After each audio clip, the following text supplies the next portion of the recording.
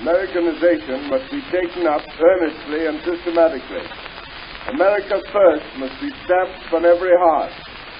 There should be but one language in the public grade schools, the language of the Declaration of Independence, of Abraham Lincoln, of Theodore Roosevelt. A common language is one of the strongest influences for building up a spirit of national solidarity.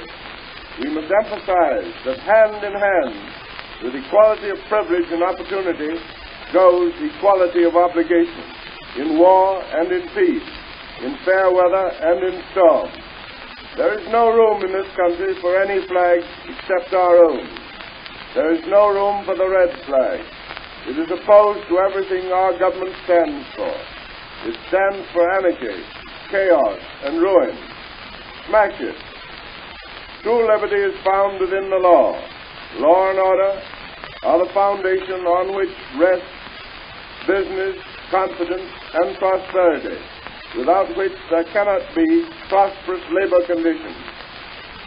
And without these, we cannot have increased efficiency and that increased production, which is the great remedy for the high cost of living. The war is over. We are confronted with the problems of peace and organization for the extension of our trade. We must spread the war burden over a longer period of years. We must relieve business of any taxation which strangles enterprise. We must look to the establishment of a merchant marine, the maintenance of a small but highly efficient army, and the first-class, ever-ready navy, and the development of a sound policy of national defense, a policy which places the obligation of service in war squarely upon all classes of our citizens. This country must never be allowed to fall into such a condition of helplessness that it cannot immediately become a force for right. We want peace. We believe in arbitration. We shall have more of peace and more successful arbitration if we are not only just and righteous, but also strong. We must be prepared to meet the organized strength of wrong with the disciplined strength of right. We must cultivate the spirit of service and sacrifice. The motto of every American should be, I serve. In considering the questions of labor and property, we should remember the words of Abraham Lincoln.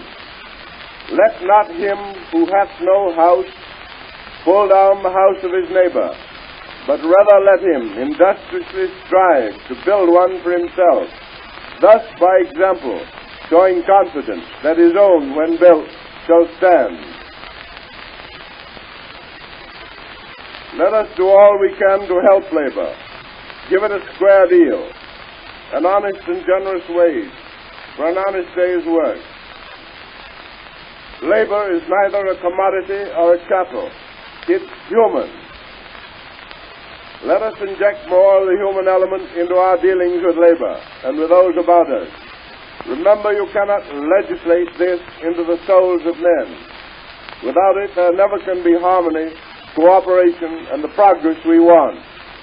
Let us build up an intense American spirit, not selfish, but helpful to a world in trouble, backed for the right kind of an American conscience. Avoid loose-fibered internationalism as you would avoid death, for it means national death. America has a great mission in the world, one which she can only perform by being a strong, united, upstanding people.